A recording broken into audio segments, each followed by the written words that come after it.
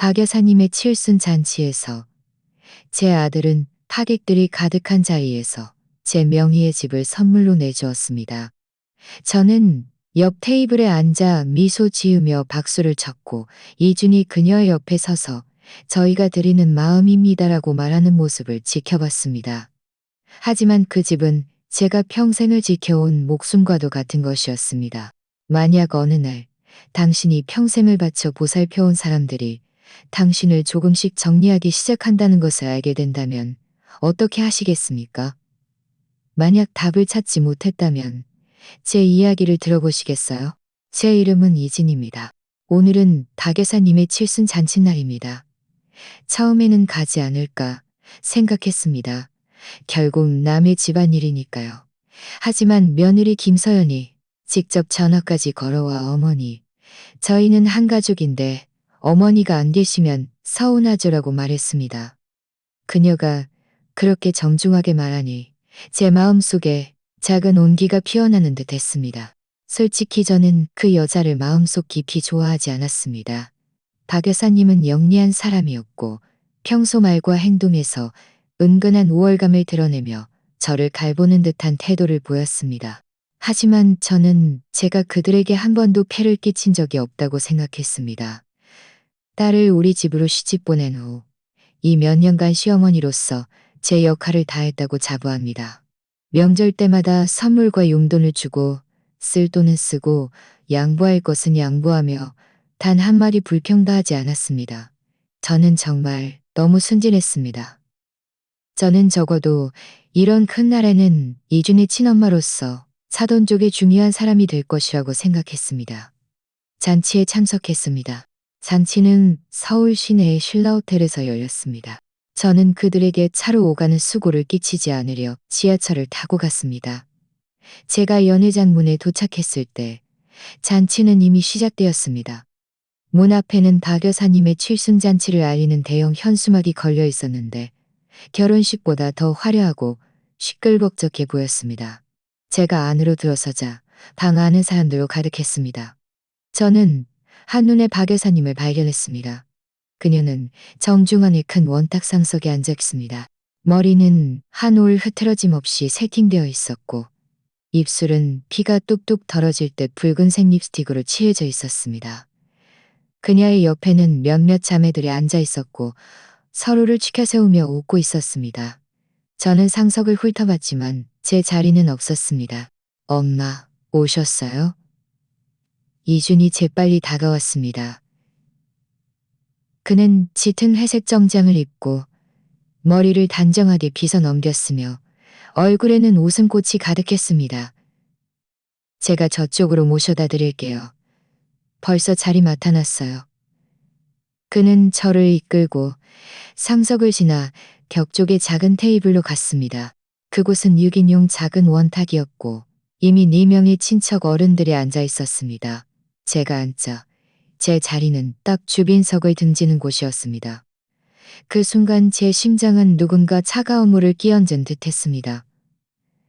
저는 이 테이블에 앉아 마치 잊혀진 존재 같았습니다. 반면 박 여사님은 이 테이블에 앉아 마치 잊혀진 존재 같았습니다. 반면 박 여사님은 입이 귀에 걸리도록 웃으며 후배들의 술잔과 축복을 받았습니다. 그녀는 연신 고개를 끄덕이며 별 말씀을요. 컵은 차가웠고 제 손처럼 차가웠습니다. 엄마, 국 좀 드세요. 이 귀한 해물탕 맛이 좋아요. 이준이 따뜻한 국 한 그릇을 가져다 주었습니다. 제가 미쳐받기도 전에 그는 돌아섰습니다. 그 태도는 마치 일반 하객에 인사하는 것 같았습니다. 제가 오늘 여기에 무엇을 하러 왔는지 알 수 없었습니다. 연회장 안에서는 웃음소리가 끊이지 않았습니다. 축가를 부르는 사람, 축사를 하는 사람, 한 명씩 번갈아 가며 무대에 올랐습니다. 이준도 사위로서 사회자의 요청으로 무대에 올라 몇 마디 했습니다. 그가 무대에 섰을 때 저는 그가 장모님을 부르는 정성스러운 목소리를 들으며 마음이 갑자기 시큰해졌습니다.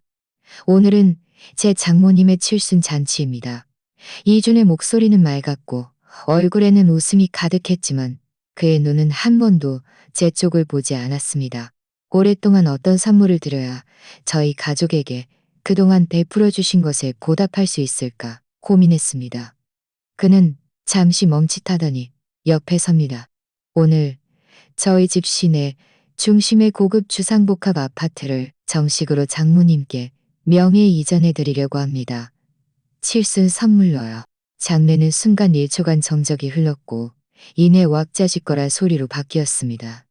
세상에, 그 아파트가 아무리 못해도 7, 8억은 할 텐데. 이 사위 정말 대단하다. 효자네.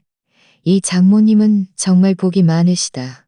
좋은 딸을 키워서 좋은 사위를 얻었네. 제 머릿속이 띵해지며 거의 무의식적으로 자리에서 일어났습니다.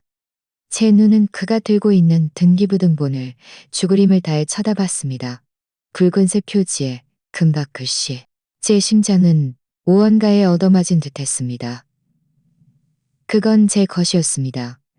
남편이 돌아가시기 전 저희가 아끼고 아껴 이준해 결혼 자금으로 남겨둔 집이었습니다. 제 명의로 되어 있었고 초기에는 대출도 받아서 그 후로도 계속 제가 갚았습니다. 제가 잘못 기억하지 않는다면 그 위에는 소유주 이름이 하나뿐이었는데 바로 저였습니다. 엄마, 아시다시피 저희 양가 부모님 모두 고생하셨잖아요. 김서연의 목소리가 갑자기 들렸습니다. 그녀는 언제 제 옆으로 왔는지 얼굴의 화장은 더할 나위 없이 정교했고 붉은 입술 끝에는 가벼운 미소가 걸려 있었습니다. 어차피 이 집은 조만간 저랑 이준의 것이 될 텐데 일찍 장모님께서 사시는 게 좋지 않을까요? 엄마는 괜찮으시죠? 저는 그녀를 돌아봤고 입술을 움직였지만 단 한 글자도 말할 수 없었습니다. 현장에서는 뜨거운 박수갈채가 터져나왔습니다. 누군가 자자, 박 여사님, 등기부등본 들고 기념사진 한 장 찍으세요. 라고 외쳤습니다. 박 여사님은 눈웃음을 지으며 한 손으로는 등기부등본을 받고 다른 한 손으로는 이준을 끌어당겨 사진을 찍었습니다. 입으로는 이걸 어떻게 받아요? 라고 말했지만 얼굴에 비친 조명보다 더 밝았습니다. 저는 그 자리에 서서 사방의 조명이 그들을 비추고 저는 마치 어둠 속에 서서 사람들에게 잊히고 비웃음당하는 것 같았습니다. 제 손은 언제부터인지 떨리기 시작했습니다. 저는 웃었습니다. 그 웃음은 찢어진 손처럼 공허했습니다. 누가 알까요? 이 순간 제 손바닥에 얼마나 많은 피눈물이 숨겨져 있었는지를. 저는 말없이 제자리로 돌아와 앉았습니다. 테이블 위의 음식은 하나도 건드리지 않았습니다. 저는 마지막 자존심을 지키려는 듯 핸드백을 꽉 움켜쥐었습니다. 칠순 잔치는 계속되었지만 저는 제가 이 잔치에서 가장 우스꽝스러운 사람이 되었다는 것을 알았습니다. 저는 어떻게 집에 돌아왔는지 기억나지 않습니다. 엘리베이터를 타고 문을 열고 신발을 갈아 신는 모든 것이 손 위를 걷는 듯 했습니다. 그저 문을 닫는 순간 저는 문에 기대어 바닥에 주저앉았고 모든 기운이 빠져나간 듯 했습니다. 벽에 걸린 시계는 똑딱거렸고 방음이 잘 안 되는 낡은 아파트라 옆집 TV에서 시끄러운 고부 갈등 드라마 소리가 들렸지만 저는 한마디도 들리지 않았습니다. 저녁도 먹지 않아 배는 고팠지만 마음속은 불덩이로 가득 막힌 듯 했습니다. 저는 밤 11시까지 앉아 있다가 겨우 일어났습니다. 침실로 들어가 침대 옆 서랍장을 열고 낡은 서류 봉투를 꺼냈습니다. 노란색 종이 봉투는 이미 가장자리가 달아 있었고 모서리는 말려 있었습니다. 저는 떨리는 손으로 봉투를 열었습니다. 그 안에는 제가 평생 가장 소중히 여겨온 몇 가지 물건들이 가지런히 놓여 있었습니다. 등기부등본, 세금 납부 증명서, 대출 상환 증명서, 그리고 옛날 집을 살 때 찍었던 가족사진 한 장. 사진 속 저는 아직 젊었고 머리카락은 검었으며 진심으로 웃고 있었습니다. 이주는 중앙에 서서 대학 졸업 정장을 입고 있었고 그 집의 열쇠는 제가 직접 그의 가슴에 걸어주었던 것이었습니다. 저는 등기부등본을 꺼내 밤새도록 넘겨봤습니다. 붉은 표지 오른쪽 상단에는 선명한 강철 인장이 찍혀 있었고 소유주 세 글자 아래에는 이진, 이라고 선명하게 쓰여 있었습니다. 이준이 아니었습니다. 부부 공동명의도 아니었습니다. 가족 재산도 아니었습니다. 제 것이었습니다. 저는 평생 책을 많이 읽지 못했지만 이 몇 글자는 분명히 알아볼 수 있었습니다. 그날 밤 저는 한숨도 자지 못했습니다. 새벽이 밝아올 무렵 저는 갑자기 부엌 찬장 아래에 오래된 세금 납부 영수증들이 쌓여 있었다는 것을 기억해냈습니다. 저는 한 장 한 장 꺼내 들었습니다. 마치 지푸라기라도 잡는 심정이었습니다. 수십 원, 수백 원씩 납부된 기록들을 보며 제 목구멍에서는 쓰디쓴 신맛이 올라왔습니다. 그것은 차가운 숫자가 아니었습니다. 그것은 제가 몇 년간 아침밥을 아껴서 모은 것이었고 비 오는 날에도 택시를 타지 않고 아낀 결과였으며 손자를 돌보면서도 청소회사에서 일하며 모은 돈이었습니다. 아침 8시가 되자 저는 거울을 봤습니다. 눈 밑은 푸르스름했고 얼굴은 종이처럼 하얗게 질려 있었습니다. 저는 세수를 하고 깨끗한 외투를 갈아입은 뒤 이준에게 전화를 걸었습니다. 그는 꽤 빨리 전화를 받았고 목소리는 여전히 부드러웠습니다. 엄마, 점심때 시간 되세요? 저는 최대한 목소리가 평온하게 들리도록 노력했습니다. 왜요? 무슨 일 있어요? 그가 분명히 당황한 듯 잠시 멈칫했습니다. 아니에요. 우리 만나서 이야기해요. 저는 집 근처의 한 카페에서 만나기로 약속했습니다. 그곳은 인테리어가 단순하고 사람이 많지 않아 조용했습니다. 평소 미영과 가끔 이곳에 오곤 했습니다. 오늘은 의자가 너무 딱딱해서 앉아있기 힘들었습니다.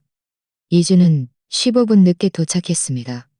그는 어제 입었던 정장을 입고 있었고 얼굴에는 여전히 피곤한 기색이 역력했습니다. 그는 털썩 앉으며 저를 보지도 않고 먼저 메뉴판을 봤습니다. 엄마, 저 부른 게 혹시 어제 일 때문에 아직 화나셨어요? 그는 제 말을 받지 않았습니다. 저는 가방에서 등기부등본을 꺼내 테이블 위에 놓으며 살짝 밀었습니다. 네가 무슨 자격으로 이 집을 남에게 주냐고? 그는 저를 한번 쳐다보더니 미간을 찌푸렸습니다. 남에게 준 게 아니에요. 장모님께 마음을 표현한 거죠. 그쪽 친척들이 너무 많이 와서 제가 체면을 구기고 싶지 않았어요. 체면을 구긴 건 너야. 아니면 나야? 제 목소리는 높지 않았지만 제 목구멍이 아플 정도로 눌려 있었습니다. 네가 그 사람 체면을 세워주고 싶었으면 네 돈으로 집을 사서 줬어야지. 네가 가져간 건 내 집이야. 등기부등본에는 내 이름 이진이라고 쓰여 있어. 네 이름도 아니고 네 아내 이름도 아니고 네 아내 이름도 아니고 네 장모님 이름도 아니라고. 엄마, 그가 손을 비비며 약간 짜증난 듯 말했습니다. 너무 따지지 마세요. 우리 가족이잖아요. 누가 사느냐가 그렇게 중요해요? 결국엔 다 우리 가족에게 돌아올 거 아니에요? 저는 그의 이 말에 거의 말을 잇지 못했습니다. 뭐라고? 이 집은 어차피 다 우리 쪽이 상속받을 거 아니냐는 말이에요. 엄마도 연세가 있으신데 그렇게 큰 집에 사시는 것도 적절하지 않고요. 장모님께서 들어오시면 엄마도 편하시잖아요? 저희가 같이 엄마를 돌봐드릴 수도 있고요. 얼마나 좋아요.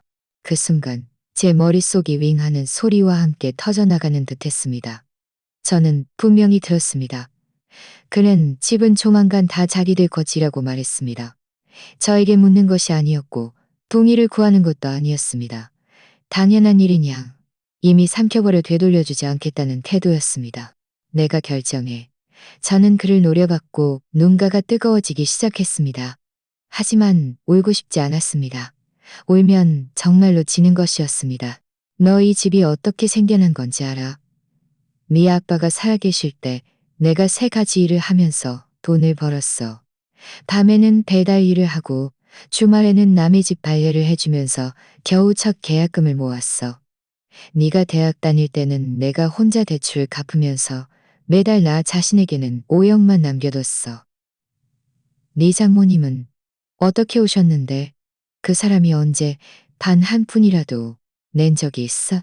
이준이 드디어 약간 초조해지며 나지막이 말했습니다. 엄마, 왜 이러세요? 우리 다 한 가족이잖아요. 저는 한마디 한마디 또박또박 말했습니다. 우리는 한 가족이 아니야. 그의 얼굴색이 변했습니다. 그럼 엄마는 도대체 뭘 원하세요? 이미 모든 사람 앞에서 발표했는데 이제 와서 후회해서 장모님께 돌려달라고 하라고요? 저를 온 세상의 웃음거리로 만들라는 거예요? 너는 이미 나를 온 세상의 웃음거리로 만들었어. 제가 말했습니다. 엄마, 혹시 갱년기 안 끝나셨어요? 엄마도 앞으로 몸이 점점 안 좋아질 텐데 저희가 돌봐드리는 게 편하지 않겠어요? 집이 장모님 명의로 되어 있고 엄마가 나이 드시면 저희가 같이 살면서 서로 돌봐드리면 안 좋아요? 저는 그를 쳐다봤습니다. 마치 그를 처음 보는 것 같았습니다. 제 아들, 제가 수십 년간 애지중지 키운 사람. 그의 머릿속에는 저를 돌볼 생각은 없고 저를 어떻게 정리할까 하는 생각뿐이었습니다. 그에게 저는 집의 부속품이거나 아니면 그저 덤으로 돌봐줄 만한 늙은 물건에 불과한 것 같았습니다. 저는 고개를 숙여 제 눈에 비치는 실망감을 그에게 보여주고 싶지 않았습니다. 울면 안 됩니다. 울면 정말로 지는 것이었습니다.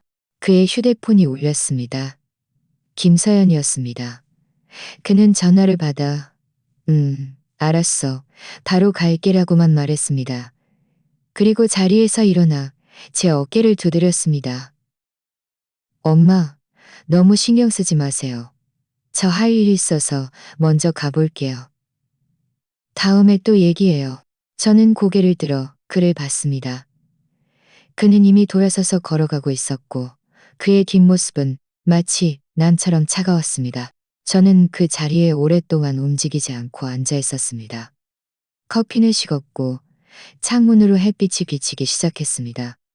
저는 햇살이 테이블 위로 조금씩 기어 올라오는 것을 보며 제가 마치 이 테이블 위의 컵처럼 텅 비고 차갑고 누군가에게 사용되고 버려진 채 방치된 것 같다고 느꼈습니다.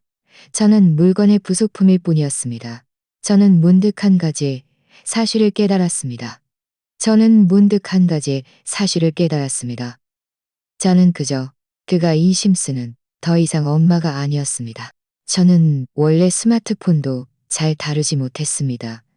손자 사진을 보거나 아파트 공동 구매를 할 때나 쓸 뿐. 다른 기능은 거의 몰랐습니다. 그날은 제 여동생 미영이 음성 메시지를 보내왔습니다. 가볍게 말하는 투였습니다. 언니, 그 박 여사님 엄청 자랑하더라. 카스 영상이 거의 실검에 오를 지경이야. 저는 잠시 멍하니 있다가 몇 초 후에 그녀가 다시 말했습니다. 네 아들이 자기한테 집 한 채 선물로 다시 말했습니다. 제 손가락은 무의식적으로 그 링크를 눌렀습니다. 박 여사님의 카스 영상이었습니다. 영상은 잘 찍혀 있었습니다. 처음에는 잔치 입구의 화려한 장식이 금빛으로 반짝이며 카메라 위로 떠다녔고 매우 경사스러웠습니다. 이어서 카메라는 연회장 안으로 들어갔고 배경음악은 웅장한 클래식이었습니다. 카메라가 그녀를 비출 때 그녀는 환한 웃음을 지으며 등기부등본을 들고 있었습니다. 글도 적혀 있었습니다. 길도 적혀 있었습니다. 효녀 덕분에 좋은 사위 얻어 70세에 큰 선물 받았다. 요즘 세상에 이런 사위 만나려면 전생에 얼마나 덕을 쌓아야 해? 박 여사님 감동해서 눈물까지 흘리시네. 저는 갑자기 목이 타는 듯한 갈증을 느꼈고 마치 누군가 사람들 앞에서 제 얼굴에 껍질을 벗겨낸 것 같았습니다. 그녀는 그렇게 의기양양하게 웃고 있었습니다. 제 집, 제 뒷담, 제가 한 벽돌 한 벽돌 쌓아 올린 안식처가 순식간에 그녀의 손에서 장모님 복 많다는 자랑거리가 되어버렸습니다. 그리고 그 선물의 원래 주인인 저는 친척들 사이에서 네가 동의한 거야. 저는 여동생에게 답장하지 않았습니다. 카톡을 끄고 소파에 앉아 미동도 하지 않았습니다. 하지만 현실은 제가 침묵한다고 해서 저를 내버려 두지 않았습니다. 다음 날 저는 아래층 시장에 가서 장을 보러 갔습니다. 채소를 들기도 전에 계란 파는 아주머니가 웃으며 저를 불렀습니다. 어이쿠, 이진 씨, 정말 복 많으시네. 그 며느리 정말 보물이야. 아들도 효자고 집까지 장모님께 드리고. 이진 씨는 이제 의기양양해서 발걸음도 가볍겠어요. 그녀의 말은 칭찬 같았지만 얼굴 표정에는 웃음 속에 칼을 숨긴 듯한 싸늘함이 느껴졌습니다. 저는 웃으며 대꾸하지 않고 돌아서서 두 걸음 걷는데 옆에서 두하는 사람이 나지막이 수군거리는 소리가 들렸습니다. 이진 씨, 혹시 마음이 불편하지 않을까? 결국 자기 집이잖아? 누가 알아? 어쩌면 진작부터 계획했던 걸 수도 있지. 아깝지 않게 준 거 보면 자기가 살 생각은 없었을지도. 제 발밑은 손 위를 걷는 듯 불안했습니다. 저는 억지로 채소를 들고 위층으로 올라가는데 옆 건물 박씨 아저씨를 만났습니다. 그는 엘리베이터 버튼을 누르면서 하하 웃었습니다. 이진 씨, 집을 사돈에게 줬다면서요. 아이고, 이진 씨는 정말 마음이 넓으시네. 우리 마누라가 제가 그런 짓 하면 칼 들고 쫓아올걸요. 저는 그저 웃을 수밖에 없었습니다. 사과하는 사람처럼 웃었습니다. 누구에게 사과하는 걸까요? 그들의 가십에, 호기심에, 제 아들의 체면에, 박여사님의 의기양양함에. 엘리베이터 문이 닫히는 순간 저는 마치 투명한 관 속에 서 있는 것 같았습니다. 사방에서 벽을 뚫고 이 우스꽝스러운 늙은 여자를 쳐다보는 늙은 여자를 뚫고 이 우스꽝스러운 늙은 여스꽝스러운 집에 돌아와 문을 잠그고 처음에는 소파에 멍하니 앉아 있었습니다. 나중에 생각할수록 억울하고 서러워서 가슴이 답답해 숨을 쉴 수 없었습니다. 저는 일어나 사온 채소를 모두 싱크대에 던져 넣었습니다. 채소, 잎이 쇠그릇에 부딪히는 소리는 마치 제 얼굴을 때리는 것 같았습니다. TV를 켜고 채널을 돌리고 또 돌렸지만 제가 보고 싶은 것은 아무것도 없었습니다. 저는 휴대폰을 들고 보고 싶은 것은 아무것도 없었습니다. 저는 휴대폰을 들고 채팅방을 열었습니다. 어제 잔치 단톡방에는 이미 수십 개의 찬사 메시지가 올라왔습니다. 아무도 저를 언급하지 않았습니다. 아무도 저에게 당신은 동의했습니까? 라고 묻지 않았습니다. 그들은 모두 제가 집을 내줘야 하고 품위 있게 물러서야 하며 웃으면서 남에게 자리를 양보해야 한다고 당연하게 여기는 것 같았습니다. 저는 창가에 서서 맞은편 아파트 베란다에 걸린 알록달록한 옷들을 바라봤습니다.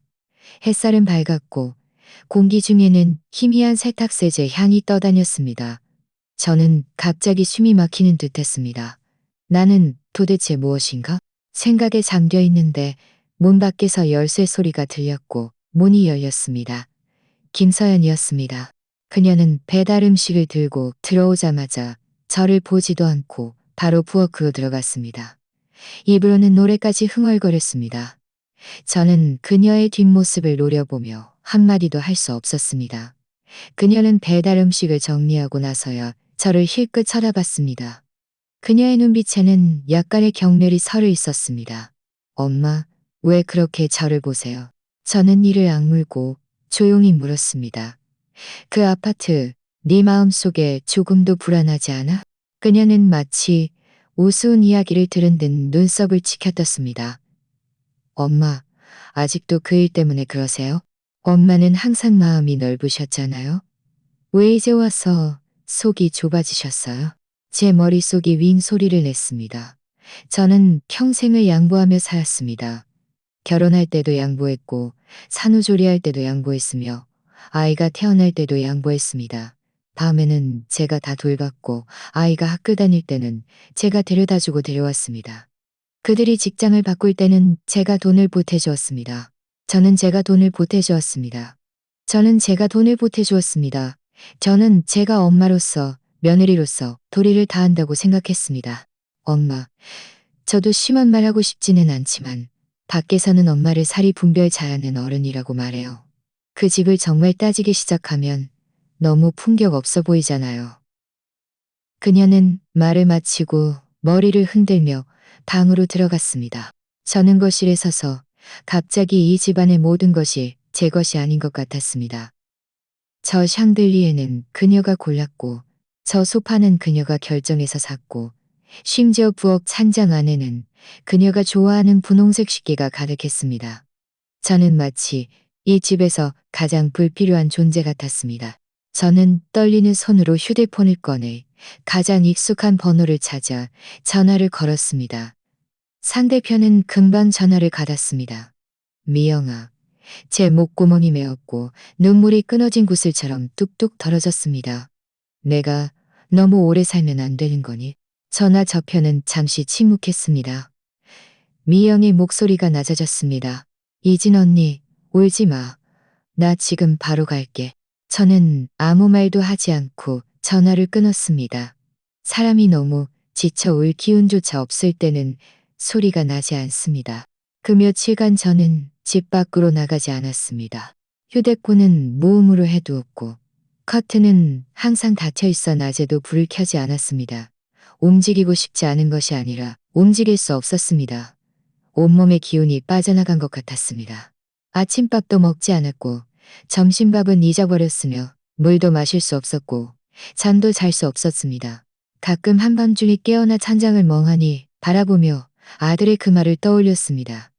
이 집은 조만간 다 우리 쪽이 상속받을 거 아니냐.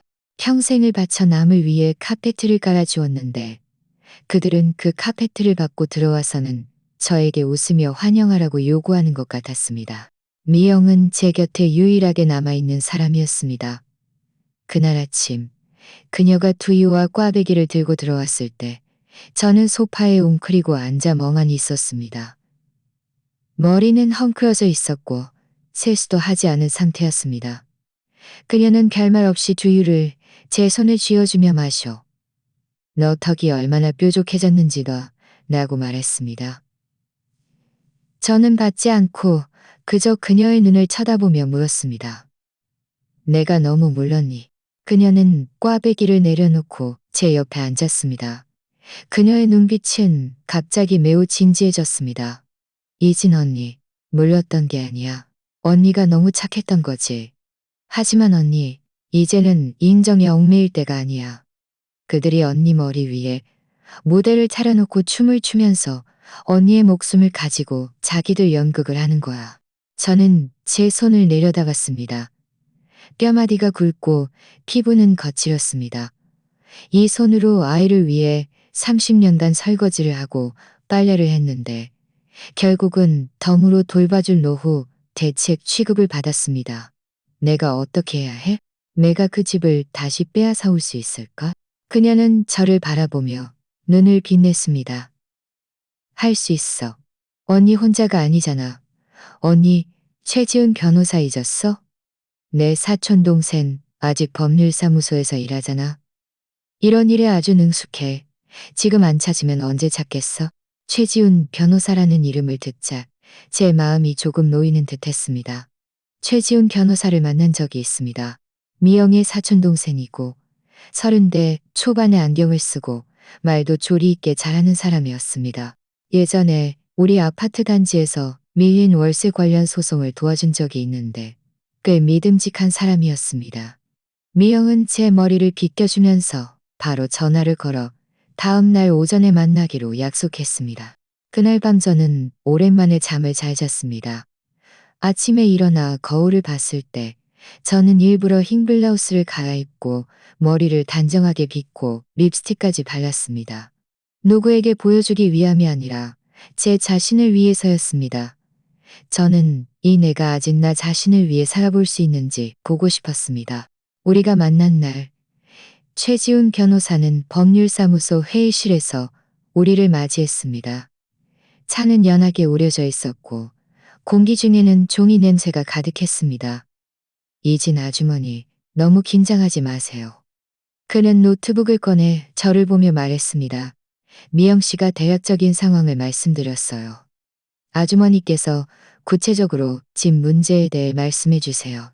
저는 미리 준비해둔 등기부등본, 은행 거래 내역, 옛날 주택 매매 계약서를 모두 꺼내 테이블 위에 하나하나 놓았습니다. 이 집은 남편이 돌아가시기 전 우리 모녀에게 남겨준 유일한 집이에요. 그 당시 저는 병원에서 남편을 간호하면서 밤에는 아르바이트를 했고 계약금의 절반은 남편이 남겨둔 돈이고 절반은 친정에서 빌린 돈이었어요. 나중에 대출 상환, 인테리어 비용, 세금, 관리비 모두 제가 혼자 감당했어요. 등기부등본에는 아주머니 이름으로 되어 있네요. 최 변호사가 서류를 넘겨보며 물었습니다. 저는 고개를 끄덕였습니다. 네, 한 사람 이름으로요. 처음부터 끝까지. 그는 서류를 보면서 필기를 했습니다. 마지막으로 펜을 내려놓고 저를 보며 말했습니다. 이진 아주머니, 이 아파트는 법률적으로 완전히 아주머니 개인 소유입니다. 결혼 후 공동재산에도 속하지 않고 아드님이나 며느리의 것도 아닙니다. 하지만 그들이 저는 입을 열었지만 목소리가 너무 쉬어 있었습니다. 그들이 그 집을 선물로 줬어요. 박 여사님께요. 어떤 절차를 거쳤는지 모르겠어요. 제가 아주머니께 아주 명확하게 말씀드릴 수 있습니다. 최 변호사가 저를 보며 한 글자 한 글자 한 글자 또박또박 말했습니다. 아주머니의 서면, 동의와 서명 없이는 그 누구도 아주머니, 명의의 부동산을 증여하거나 양도할 권리가 없습니다. 심지어 아드님이라 할지라도요. 제 호흡이 갑자기 가빠졌고 손은 바지 주름을 꽉 움켜쥐었습니다. 아주머니, 지금 가장 큰 문제가 뭔지 아세요? 그는 잠시 멈칫했습니다. 소유권이 아니라 아주머니께서 이 일을 인정하신다면 그들은 이 집이 자기들 것이라고 믿을 겁니다. 하지만 아주머니께서 반대 의사를 명확히 표현하신다면 그들은 이 집을 가져가지 못합니다. 누구도 가져가지 못해요. 제 눈이 천천히 붉어졌습니다. 이토록 많은 날 동안 저는 제가 무리한 요구를 하고 까다로운 시어머니이고 정 때문에 진 것이라고 생각했습니다. 하지만 아니었습니다. 제가 손해를 본 것이 아니라 그들이 저를 바보로 취급한 것이었습니다. 저는 모르는 것이 아니라 감히 말할 수 없었던 것입니다. 저는 항상 정을 생각했고 관계를 깨고 싶지 않았습니다. 하지만 그들은 이미 관계를 찢었습니다. 깨끗하게 찢어버리고는 저를 내팽개쳤습니다. 저는 고개를 끄덕였습니다. 테이블 위를 손가락으로 가볍게 두드렸습니다. 최 변호사님, 소송하고 싶어요. 그는 성급하게 동의하지 않고 저희가 먼저 절차를 밟아 그들에게 내용 증명을 보낼 수 있습니다. 기한을 정해서 자진 퇴거하도록 하고 만약 협조하지 않으면 그때 고소장을 접수하면 됩니다라고 말했습니다. 저는 고개를 끄덕였습니다. 좋아요. 먼저 내용 증명을 보내세요. 그 순간 저는 고통도 분노도 느끼지 않았습니다. 그저 제가 과거에 한 번도 해보지 않았던 것처럼 매우 냉정했습니다. 집에 돌아와 제가 가장 먼저 한 일은 침실을 온통 뒤집어 모든 세금 영수증, 인테리어 계약서, 지불 기록을 찾아내는 것이었습니다. 그 종이들은 대부분 이미 누렇게 발해 있었고 주름진 곳마다 오래된 기름 얼룩과 물 자국이 있었습니다. 저는 조심스럽게 그것들을 한 장 한 장 펴서 서류 봉투에 넣었습니다. 마치 옷을 정리하듯이요. 정리를 마친 후 저는 거실에 앉아 이 익숙하면서도 낯선 가구를 바라봤습니다. 소파, TV장, 티테이블, 벽시계. 모든 것이 언제 샀고 얼마였고 누가 골랐는지 기억났습니다. 이제 와서 생각해보니 저는 너무 오랫동안 이 집에 저를 묶어두었습니다. 그래서 그들은 이 집이 당연히 자기들 것이라고 생각하게 된 것이었습니다. 저는 나지막에 스스로에게 물었습니다. 내가 수십 년간 힘들게 이 집을 지킨 것이 남에게 자리를 내주기 위함이었던가? 내용 증명을 보낸 지 사흘째 되는 날 아침, 동이 트기 전 저는 잠에서 깼습니다. 알람 없이도 마음속에 그 힘이 저를 꿈에서 밀어냈습니다. 이틀 밤낮 동안 답장도 없었고 아무도 저를 찾아오지 않았습니다. 폭풍전야처럼 고요했습니다. 저는 그들이 내용 증명을 받자마자 전화해서 해명하고 사과하거나 사정할 줄 알았습니다. 하지만 저는 그들을 너무 과대평가했습니다. 오전 9시 정각 초인종이 울렸습니다. 저는 문을 열지 않았습니다. 그들은 자기들 열쇠가 있었으니까요. 문은 빠르게 열렸고 발걸음은 가볍지 않았습니다. 먼저 김서연, 그 다음은 이준이었습니다. 저는 부엌에서 설거지를 하고 있었고 수도꼭지에서는 물이 콸콸 쏟아지고 있었습니다. 그들은 거실에 서서 아무 말 없이 제 뒷모습을 바라봤습니다. 저는 손을 닫고 돌아서서 그들을 바라봤지만 입을 열지 않았습니다. 무슨 뜻이에요? 김서연이 먼저 입을 열었습니다. 그녀의 목소리는 바닥에 떨어져 깨지는 그릇처럼 날카로웠습니다. 정말 우리 가족을 내쫓을 생각이에요. 그녀의 손에는 내용증명서가 들려 있었는데 이미 구겨져 있었습니다. 그녀가 오랫동안 쥐고 있었던 것이 분명했습니다. 네 아들을 고소하겠다고? 미쳤어? 저는 아무 말도 하지 않고 그저 손가락으로 그 종이를 가리켰습니다. 내가 저 몇 글자를 장난으로 썼다고 생각해? 이준이 다가왔습니다. 그의 목소리는 그녀보다 조금 부드러웠지만 분명히 화를 참고 있었습니다. 엄마, 왜 이러세요? 한 가족끼리 이렇게까지 해야 해요? 법원까지 가면 사람들이 우리를 어떻게 보겠어요? 네가 남들이 너를 어떻게 볼까 걱정해? 저는 그를 노려봤습니다. 그럼 처음에 잔치에서 그 집을 선물로 내줄 때 내가 어디로 가야 할지는 생각해봤어? 그는 순간 말문이 막혔습니다. 김서연은 싸늘하게 비웃었습니다. 됐어요. 누가 봐도 엄마가 일부러 이러는 거예요.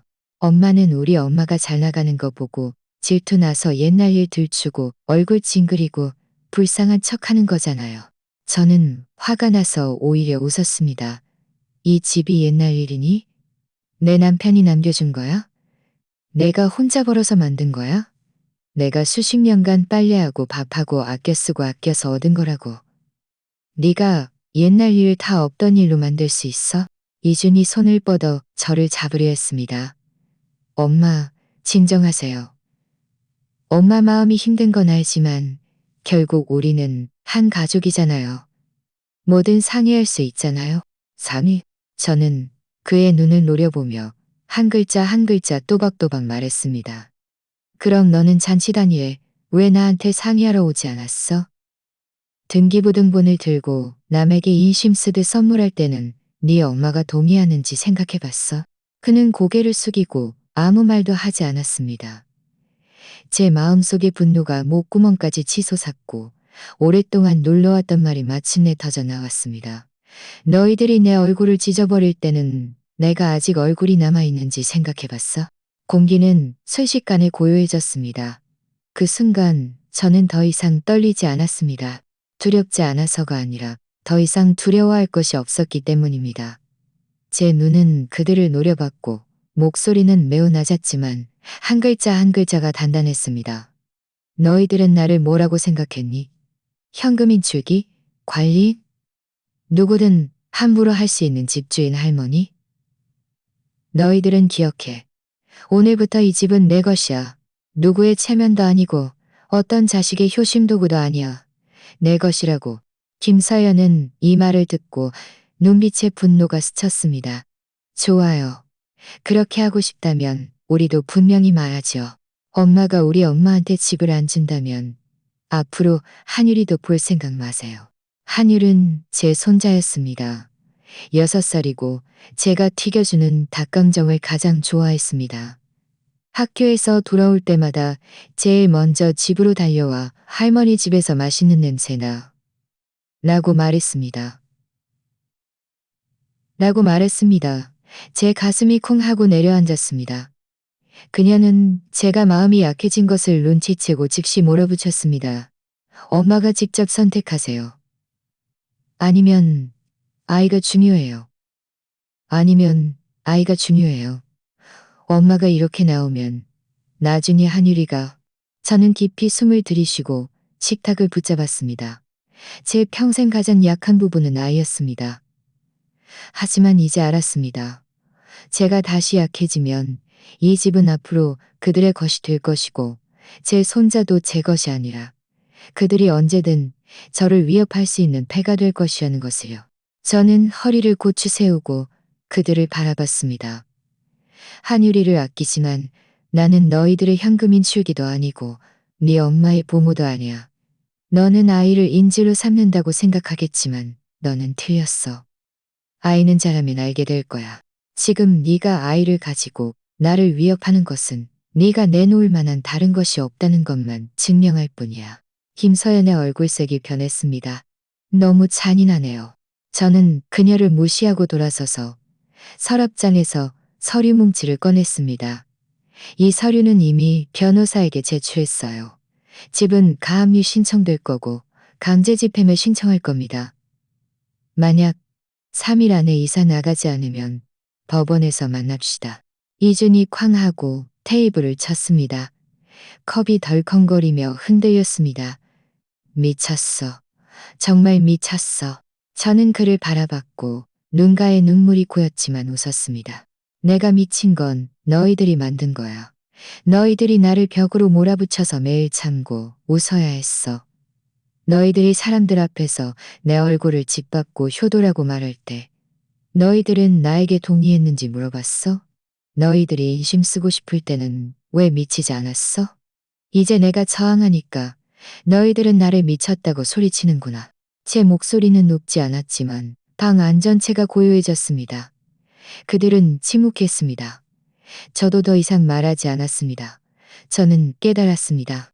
때로는 당신이 변한 것이 아니라 당신이 드디어 자신을 위해 목소리를 내기 시작한 것이고 그들이 참을 수 없는 것은 당신이 더 이상 순종하지 않는 모습이라는 것을요.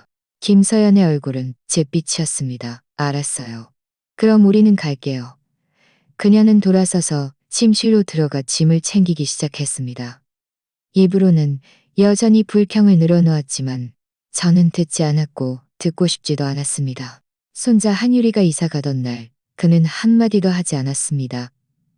가방도 매지 않았습니다. 엄마에게 끌려 문을 나설 때 그는 저를 돌아봤습니다. 그의 눈빛은 텅 비어 있었고 마치 차창 안에 갇힌 아이처럼 밖을 보지 못했고 말도 할 수 없었습니다. 저도 그를 부르지 않았습니다. 제가 부르면 눈물이 터져 나올까봐 두려웠습니다. 저는 그들 가족이 며느리 집으로 간다는 것을 알았습니다. 집은 갑자기 고요해졌습니다. 마치 절반이 비어버린 듯했습니다. 주전자도 더 이상 자주 끓지 않았고 세탁기도 한밤중에 플러그 꽂혀서 쿵쿵거리는 소리도 나지 않았습니다. 한유리가 벗어 놓은 작은 슬리퍼가 여전히 문 앞에 있었습니다. 저는 한동안 그것을 움직이지 않고 바라보다가 결국 발로 차서 신발장 아래로 밀어 넣었습니다. 저는 소파에 앉아 울지 않았습니다.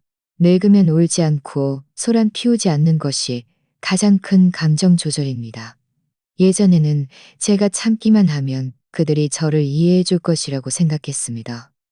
제가 좀 더 현명하게 행동하면 그들이 저를 존중해 줄 것이라고요. 제가 한 발 물러서면 가정이 화목해질 것이라고 생각했습니다. 하지만 나중에 깨달았습니다. 어떤 사람들은 당신이 충분히 양보하지 않아서가 아니라 그들은 처음부터 당신을 사람으로 여기지 않았다는 것을요. 그날 밤 저는 주민센터에 전화를 걸었습니다. 안녕하세요.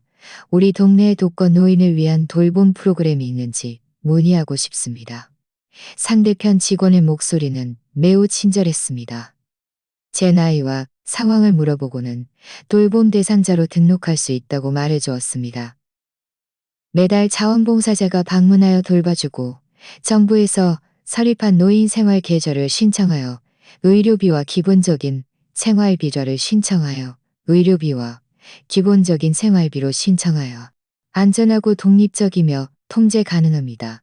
저는 그 내용을 적어두고 다음 날 아침 일찍 주민센터로 가서 3페이지 분량의 신청서를 작성하고 서명했습니다. 현장에서 증명사진도 찍었습니다. 사진 속 저는 머리를 단정하게 빗고 입가에는 미소가 걸려 있었지만 눈빛은 단단했습니다. 다음으로 제가 간 곳은 최지훈 변호사의 법률사무소였습니다. 재산 신탁을 하고 싶어요. 저는 단도직입적으로 말했습니다. 최 변호사는 2초간 멈칫했습니다. 아주머니께서는 부동산과 예금의 일부를 신탁 시스템에 포함시켜 타인의 조작을 제한하고 싶다는 말씀이신가요? 저는 고개를 끄덕였습니다. 네. 그리고 수익자는 특정인이 아니라 제가 죽을 때까지 저 자신으로 설정하고 싶어요. 그는 미간을 찌푸렸습니다. 이진 아주머니, 정말 신중하게 생각하셨어요?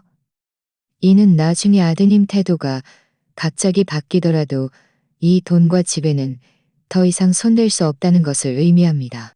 그게 좋죠. 저는 미소 지었습니다. 드디어 남의 눈치를 보며 돈을 쓰지 않아도 되네요. 그는 고개를 끄덕였습니다. 그럼 제가 초안을 작성해 드릴게요. 이틀 후에 오셔서 서명하시면 됩니다. 법률사무소를 나서자 오후에 바람이 불어왔습니다. 춥지도 덥지도 않고 햇살은 좋았습니다. 저는 은행에 가서 이준의 생활비가 자동으로 이체되던 계좌를 해지했습니다. 창구에 젊은 여직원이 물었습니다. 아주머니, 이건 아드님께 정기적으로 지원하시던 생활비인가요? 저는 웃으며 말했습니다. 예전에는 그랬지만 지금은 아니에요. 다 컸고 가정도 있으니 이제 스스로 돈 벌고 스스로 살아야죠. 그녀는 잠시 멍하니 있다가 웃으며 더 이상 묻지 않고 능숙하게 절차를 처리해 주었습니다. 집에 돌아오자마자 저는 티테이블 위에 놓인 붉은색 공문이 이불 커버 세트를 발견했습니다. 박 여사님이 보내온 것으로 이사 오면 새 것으로 바꿔야 한다고 했습니다. 저는 한 번도 사용하지 않았습니다. 그 색깔은 보기만 해도 눈에 거슬렸습니다. 그날 저는 그것들을 봉투에 넣어 입구를 묶고 아래층 쓰레기장으로 들고 갔습니다. 옆에 있던 김경비원 아저씨가 물었습니다. 이진 언니, 그렇게 아끼던 김경비원 아저씨가 물었습니다. 라고 두 글자만 말하고 돌아서서 위층으로 올라왔습니다.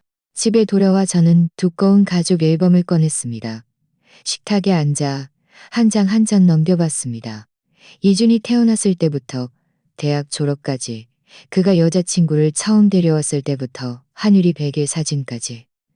모든 사진 속에서 저는 항상 가장자리에 서서 어색하게 웃고 있었고, 손은 항상 남의 어깨에 올려져 있었으며 얼굴에는 항상 시어머니가 가져야 할 온화한 표정이었습니다. 저는 가위를 들고 이준의 가정이었습니다. 그들의 행복한 새 가족 모습만 남겨두고요. 다 자르고 나자 저는 웃었습니다. 너희들은 진작부터 내가 필요 없었잖아. 저녁에 미영이 저희 집에 왔습니다. 족발과 막걸리를 들고 왔습니다. 그녀는 제가 온통 잘라낸 사진들을 보고 눈이 벌개졌습니다. 언니, 뭐 하는 거야? 제가 말했습니다. 관계를 끊는 중이야. 그녀는 안경을 닦으면서 꼬집는 듯 말했습니다. 이진 언니, 이제야 사람 같네. 저는 반박하지 않고 그저 나지막이 말했습니다. 예전에는 전전긍긍하며 살았어. 그저 작은 미소라도 얻고 싶어서. 이제야 깨달았어. 미소는 얻는 게 아니라는 걸. 그날 오전 저는 막 머리를 감고 베란다에 앉아 햇볕을 쬐고 있었습니다. 미영에게서 전화가 왔는데 말투가 좀 이상했습니다.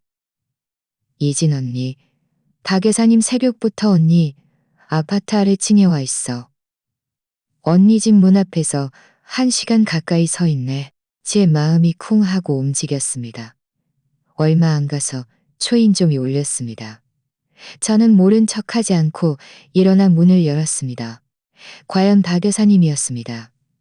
그녀는 사과 한 봉지와 보온병을 들고 있었고 얼굴에는 친척다운 자비로운 표정을 짓고 있었습니다. 아이고, 이진 씨, 어르신 찾아뵈러 왔지. 너무 그러지 마. 우리 다 한 가족이잖아. 할 얘기가 있으면 다 터놓고 얘기하면 되잖아. 그녀는 웃으며 말했지만 햇살에 비친 눈가에 주름이 선명했습니다. 그 웃음은 겉으로는 아무렇지 않은 듯했지만 속으로는 주판알 굴리는 소리가 들리는 듯했습니다. 저는 그녀를 들어오게 하고 따뜻한 물 한 잔을 내주었습니다. 그녀는 소파 끝에 앉아 착한 마음을 가진 듯이 말했습니다. 이진 씨도 알다시피 우리 애들이 고생이 많잖아. 이준이는 이진 씨 친아들이지만 이진 씨 말도 잘 듣고 이진 씨를 해칠 생각은 없었을 거야. 서연이는 내 딸이고 나도 엄마로서 다 지켜보고 있어. 한유리도 얼마나 착하니. 우리 애들 중간에서 너무 힘들게 하지 말자. 저는 아무 말 없이 그녀의 말을 들었습니다. 그녀는 물 한 모금 마시고 계속 말했습니다. 사실 그날 잔치에서 말이야. 정말 이진 씨 집을 탐낼 생각은 아니었어. 그저 체면 좀 세우고 싶었던 거지. 이진 씨가 지금 너무 과민하게 반응하는 바람에 서연이도 마음이 많이 안 좋아.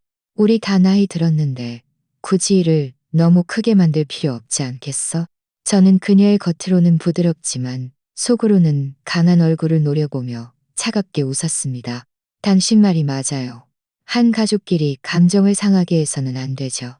그녀는 듣자마자 고개를 끄덕였습니다. 그래요. 이진 씨가 잘 아시네.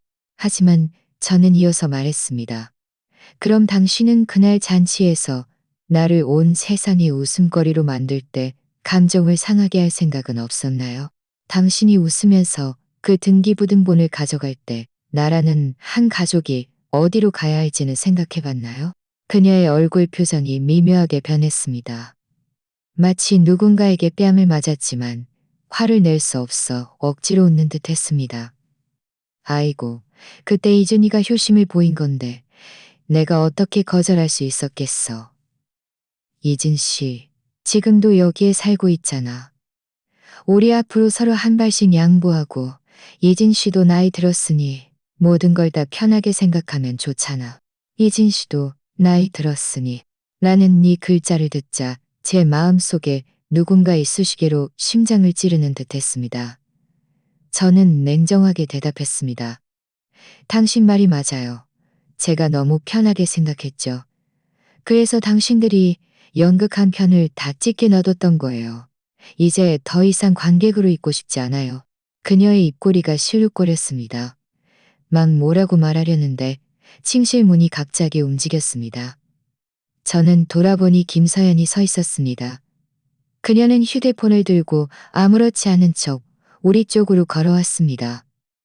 엄마, 저 물건 좀 가지러 왔어요. 제 눈은 그녀의 휴대폰에 고정되었고 목소리는 싸늘해졌습니다. 다 녹화됐지? 그녀의 얼굴색이 미묘하게 변했습니다. 뭐가 녹화됐다는 거예요? 방금 네가 녹음해서 이준이한테 가져가 보여주려고 했지? 네 엄마 마음이 약해졌다고 집을 증여해줄 거라고 알려주려고? 그녀의 손이 떨렸고 휴대폰이 거의 떨어질 뻔했습니다. 저는 일어나 그녀 앞으로 걸어가 한마디 또박또박 말했습니다. 지금 내가 너한테 말해줄게. 나는 이 집을 한 번도 증여한 적 없어. 부동산은 여전히 내 명의야. 어떤 형태든 무단으로 처분하는 것은 모두 침해 행위야. 네가 무슨 수작을 부리든 나는 네가 한유리 양육권조차 제대로 지키지 못하게 만들 거야. 그녀는 말을 잇지 못하고 눈빛이 흔들렸습니다. 박 여사님은 옆에서 급히 말렸습니다. 화내지 마세요. 화내지 마세요. 화내지 마세요. 서연이가 아직 어려서 뭘 몰라요. 저는 그들을 더 이상 보지 않았습니다. 방으로 들어가 변호사 서한 사본을 꺼내 사진을 찍어 제 카스에 올렸습니다. 그리고 한 문장을 덧붙였습니다. 부동산 증여 사실 없음. 무단 사용인인은 법적 책임 추궁. 악의적인 무단 점유자는 자중하십시오. 미영은 그것을 보고 바로 공유하면서 현명하게 사는 것이 노년의 자존심이다라고 적었습니다. 몇 시간 지나지 않아 이 게시물은 아파트 주민 단톡방에 퍼져나갔습니다. 누군가는 이진 씨가 진정 현명한 사람이네 라고 댓글을 달았고 또 다른 누군가는 가족이라고 해서 당연히 이용당해야고 해서 당연히 이용당해야 하는 건 아니다라고 해서 당연히 이용당해야 아니다라고 해서 당연히 이용당해야 하는다는 거지. 가장 웃음이 나온 댓글은 그 며느리 항상 어른은 모든 걸 편하게 씁니다. 였습니다. 저녁 무렵 제가 쓰레기를 버리러 아래층에 내려갔는데 3층 정 아주머니가 일부러 저에게 엄지손가락을 치켜세웠습니다. 이진 씨, 대단해요. 우리 딸이 이진 씨 카스 보고 자기 동료들 채팅방에도 올렸어요. 이게 바로 깨어있는 어른이라고요. 저는 별말 없이 그저 미소 지었습니다. 하지만 마음속으로는 처음으로 깨어있다는 이 두 글자가 제가 옷을 단정하게 입었다는 칭찬이 아니라 제 마음속에 자존감이 있다는 칭찬처럼 느껴졌습니다. 예전에는 제가 인색하다, 고집스럽다, 정을 모른다, 늙어서도 고집불통이라고 사람들이 말할까봐 두려웠습니다. 하지만 이제 깨달았습니다. 어떤 정은 상대방이 처음부터 주려고 하지 않는 것이고 아무리 지키려 해도 일방적인 아첨일 뿐이라는 것을요. 밤 9시 반, 복도는 이미 조용해졌고 위층 아이의 울음소리도 멈췄습니다. 제가 막 TV를 끄고 잠자리에 들렸는데 초인종이 한 번, 두 번, 세 번 울렸습니다. 누르는 소리는 강하지 않았고 망설임과 조심스러움이 느껴졌습니다. 저는 가서 문구멍으로 밖을 봤습니다. 이준이었습니다. 그는 회색 재킷을 입고 옷깃을 세웠으며 한 손에는 가방을 들고 있었습니다. 머리는 헝클어져 있었고 눈 밑은 푸르스름했습니다. 평소에 기세등등한 모습과 달리 넘어져도 감히 소리내지 못하는 소년 같았습니다. 저는 움직이지 않았습니다. 그는 잠시 망설이다가 나지막이 엄마라고 불렀습니다. 문 밖은 고요했습니다. 그 소리는 바람처럼 가벼웠지만 저는 선명하게 들었습니다. 저는 즉시 문을 열지 않았습니다. 문 뒤에 서서 제 심장은 콩콩 뛰었습니다. 그 한마디 엄마. 저는 평생 살 수 없이 많이 들었습니다. 그가 옹알이를 시작할 때부터 모든 소리를 제 마음에 새겼습니다. 하지만 오늘 저는 갑자기 그 말이 무엇을 의미하는지 알 수 없었습니다. 그는 두려운 걸까요? 후회하는 걸까요? 아니면 그저 일이 더 커지는 것을 원치 않는 걸까요? 결국 제가 문을 열었습니다. 그는 문 앞에 서서 저를 올려다봤고 얼굴의 피로를 감추지 못했습니다. 엄마, 얘기 좀 할 수 있을까요? 그의 목소리는 눌려 있었습니다. 저는 몸을 비켜주었습니다. 그는 방으로 들어와 한 바퀴 둘러보더니 아무 말도 하지 않았습니다. 마치 이 방이 옛날 냄새를 기억하는 듯 했습니다. 저는 그에게 물 한 잔을 따라 주었지만 앉으라고 하지 않았고 저도 앉지 않았습니다. 말해봐. 그는 컵을 쥐고 눈을 피했습니다. 엄마, 그날 잔치 일은 저희가 정말 잘못 처리했어요. 저도 이렇게까지 될 줄은 몰랐어요. 저는 조용히 그를 바라봤습니다. 오늘 네가 온 건 사과 한마디를 더 하러 온 거니? 아니면 내가 법적 절차를 계속 밟는 것을 막으러 온 거니? 그는 제 질문에 말문이 막혔고 한참 동안 아무 말도 하지 못했습니다. 네가 지금 나를 엄마라고 부르는 건 정 때문이니? 아니면 찔려서니? 그는 미간을 찌푸리며 저를 바라봤습니다. 엄마는 어릴 때부터 저를 키웠잖아요. 우리 모자 사이에 어떤 정이 있는지 엄마는 모르세요? 정말 우리 가족을 내쫓으실 거예요? 내가 내쫓는 게 아니야. 제 목소리는 매우 가벼웠습니다. 너희들이 이미 잔치 당일에 나를 너희 집에서 내쫓았어. 그는 반박하려 입을 열었지만 저는 손을 들어 그를 가리켰습니다. 그날 네가 등기부등본을 박 여사님께 넘겨줄 때 나는 깨달았어. 너는 진작부터 이 집을 아무렇지도 않게 생각했다는 걸. 너는 그 사람의 사위고 한율이 아빠고 회사 고위 임원이지만 더 이상 내 아들이 아니야. 그는 주먹으로 티테이블을 콱 내리쳤습니다. 소리가 크게 울려 컵까지 흔들렸습니다. 엄마는 겨우 집 한 채 때문에 가족을 이렇게까지 망가뜨리세요. 저는 고개를 들지 않고 그저 서랍에서 종이 한 장을 꺼내 그의 앞에 가지런히 놓았습니다. 이것은 변호사가 발송한 정식 대거 통고서 사본이야.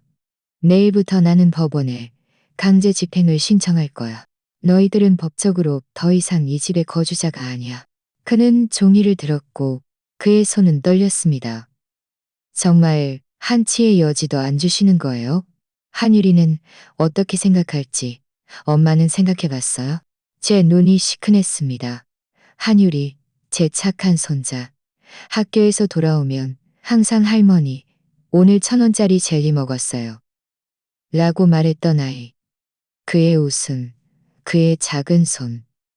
어젯밤 꿈속에서도 그 아이가 있었지만 저는 더 이상 마음을 약하게 먹을 수 없었습니다. 한유리는 나중에 크면 알게 될 거야. 제가 나지막이 말했습니다. 그 아이는 할머니가 자기를 버린 게 아니라 너희들에게 현금 인출기 취급을 받고 버려졌다는 것을 알게 될 거야. 이준의 얼굴이 창백해졌고 한 발짝 저에게 다가왔습니다. 그의 눈은 붉게 충혈되어 있었습니다. 엄마가 정말 저를 자식으로 인정하지 않는다면 저도 엄마를 평생 자식으로 인정하지 않을 거예요. 그는 이를 악물고 거의 소리치듯이 말했습니다. 다 나는 죽은 듯이 고요해졌습니다. 저는 그를 바라봤고 제 눈은 순간 눈물로 흐려졌지만 떨어뜨리지 않았습니다. 저는 담담하게 말했습니다. 그럼 인정하지 마. 나는 너에게 노후를 의지하지도 않고 너에게 기대어 살지도 않아. 네가 나를 인정하든 안 하든 상관없어. 나는 나 자신만 인정하면 돼. 그의 눈빛이 흔들렸습니다. 마치 그 말이 어떤 곳을 꿰뚫은 듯 했습니다. 하지만 저는 물러서지 않았습니다. 저는 예전에 너무 많이 물러서서 결국 제가 누구인지조차 분명히 알 수 없었습니다. 그는 한동안 서 있다가 더 이상 아무 말도 하지 않았습니다. 마지막으로 돌아서서 나갔고 문은 올 때보다 더 세게 닫혔습니다. 저는 그 문을 바라보며 손가락으로 찻잔을 가볍게 쓰다듬었습니다. 이것이 제가 키운 아들이고 제가 한 벽돌 한 벽돌 쌓아 올린 집이었습니다. 하지만 저는 마침내 깨달았습니다. 그에게는 성장할 권리가 있고 저에게는 더 이상 그에게 순종하지 않을 권리가 있다는 것을요. 그가 저를 엄마라고 불렀을 때 그게 찔려서였는지 아니면 진심이었는지 저는 더 이상 알고 싶지 않았습니다. 재판이 열리던 날 동이채 트기도 전에 저는 잠에서 깼습니다. 밖은 암기가 자욱했고 마치 지난 몇 달간 제가 살아온 눅눅하고 답답한 날들 같았습니다. 하지만 마침내 천둥 번개를 동반한 소나기가 이 답답함을 찢어낼 때가 온 것이었습니다. 저는 남색 모지 코트를 입고 머리는 일부러 파마를 했으며 립스틱을 발랐습니다. 거울을 보며 미소 지었습니다. 예뻐 보이려고 한 것이 아니라 오늘 저는 점의를 찾으러 온 것이지 사정하러 온 것이 아니라는 것을 상기시키기 위함이었습니다.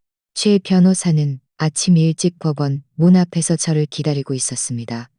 그는 정장을 입고 있었고 저에게 서류철을 건네주었습니다. 그 안에는 모든 자료의 사본이 들어 있었습니다. 등기부등본 원본, 은행 세금 납부 기록, 제가 그 당시 서명했던 인테리어 계약서, 집을 살 때 남편이 남겨둔 유언장 사본. 이진 아주머니, 걱정하지 마세요. 이것들이 있으면 그들은 아무 말도 할 수 없을 겁니다. 저는 고개를 끄덕였습니다. 법정으로 들어서자 이준과 김서연이 이미 앉아있는 것이 보였습니다. 두 사람 모두 단정한 옷차림이었지만 표정은 각기 달랐습니다. 이준은 고개를 숙이고 아무 말도 하지 않았고 잠을 설친 듯 눈빛이 거뭇했습니다. 김서연은 눈빛이 날카로웠고 제가 들어오자마자 저를 노려봤습니다.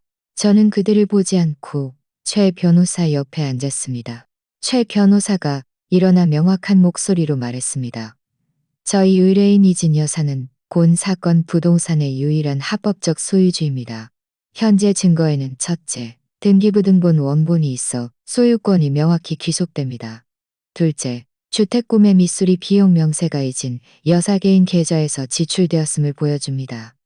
셋째, 실내 인테리어 미수도, 전제, 자재 계약서의 수취인도 이진 여사 한 사람입니다. 상대방은 해당 주택을 모단으로 증여 목적으로 사용했으며 어떠한 서면, 도미나 구두 녹음 증거도 없이 의뢰인의 의사를 위임받지 않고 타인의 재산을 처분한 것입니다.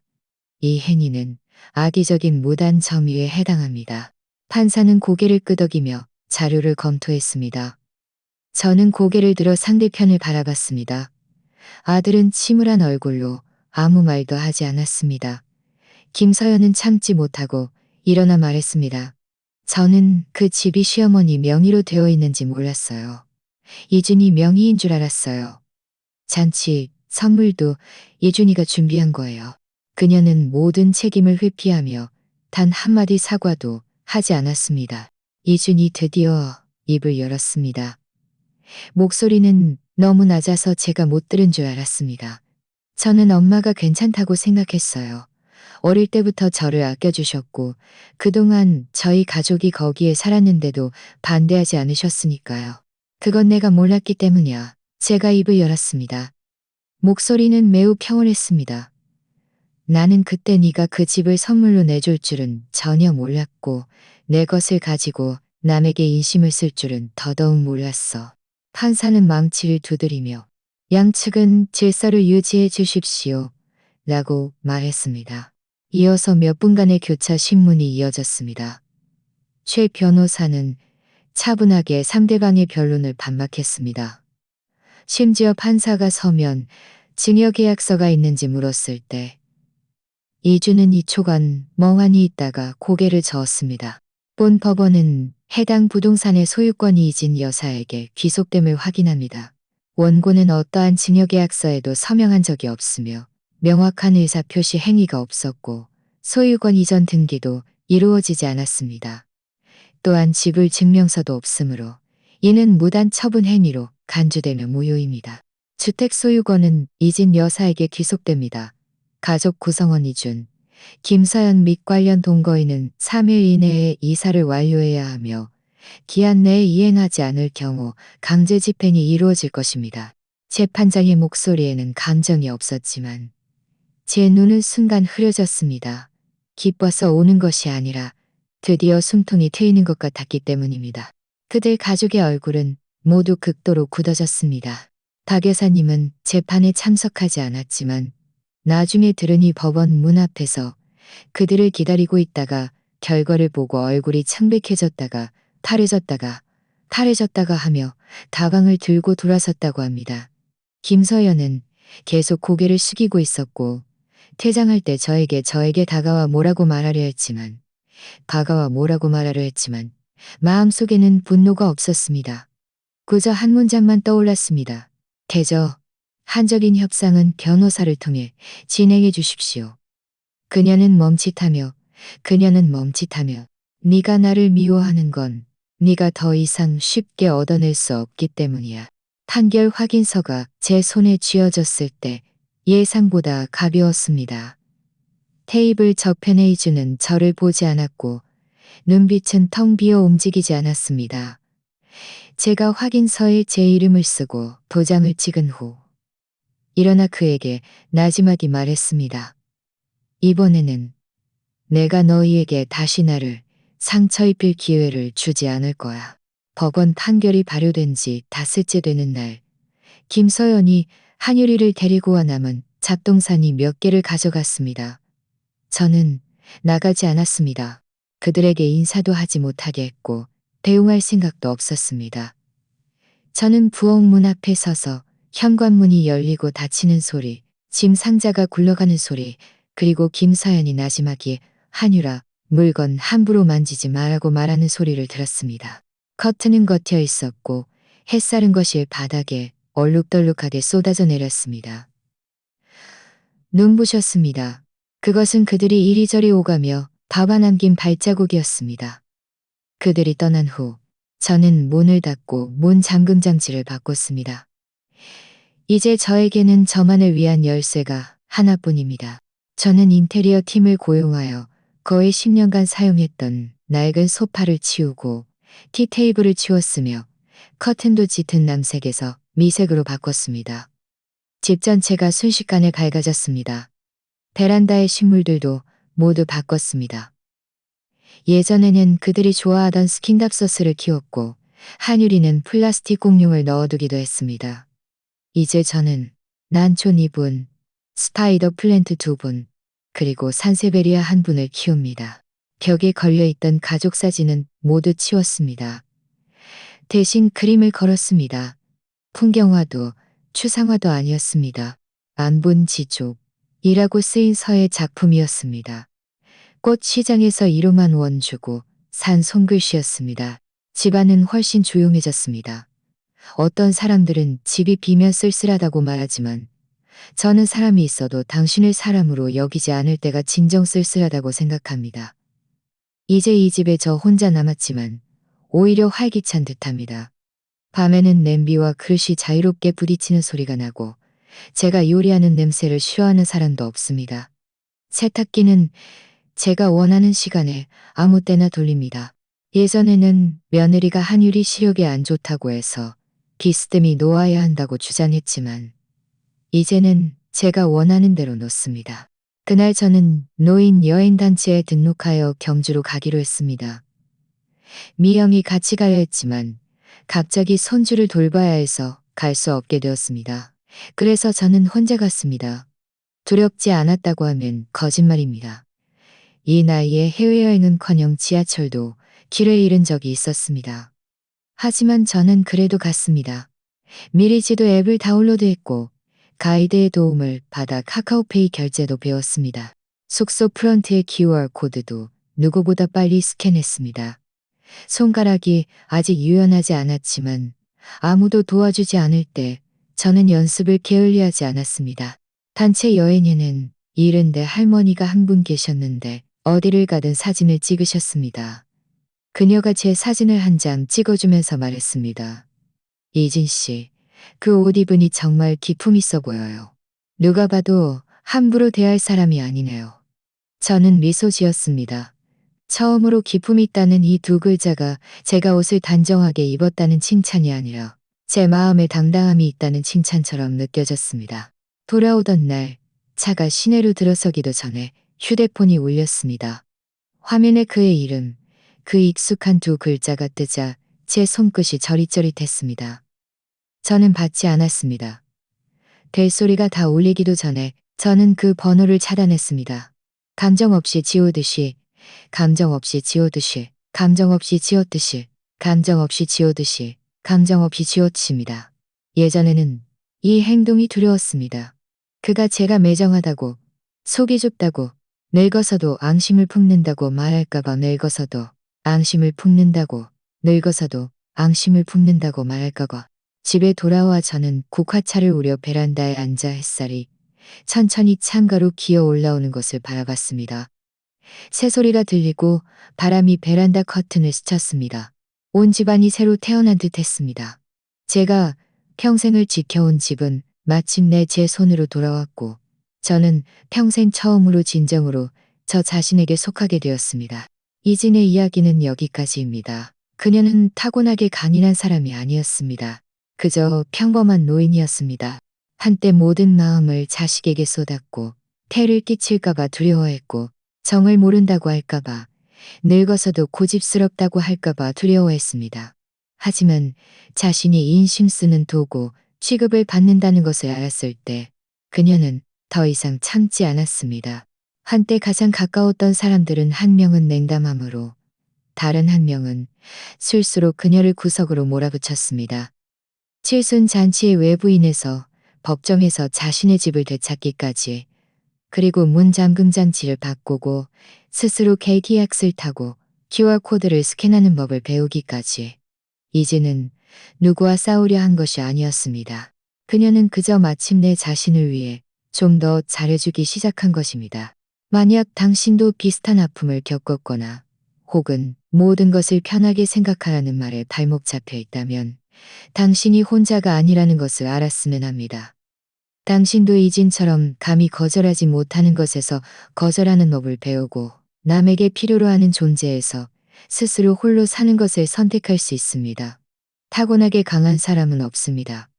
하지만 오늘부터 자신을 위해 한 번쯤 편을 들어주는 것을 선택할 수 있습니다. 이번 이야기 여기까지입니다. 당신은 저의 5,000명 구독 목표를 달성하는 몇 번째 사람이 될까요? 지금 바로 구독해주세요. 채널의 성장을 함께 지켜봐 주시길 진심으로 초대하며 제 이야기가 당신에게 도움이 되기를 바랍니다. 다음 이야기에 다시 만나요. 본 채널의 이야기는 사회 뉴스, 시청자 사연, 댓글, 공유 등을 포함한 실제 사건을 각색한 것입니다. 내용에 대한 의견이나 제안이 있으시면 댓글로 토론하거나 당신의 이야기를 들려주세요. 어쩌면 당신이 다음 이야기의 주인공이 될 수도 있습니다.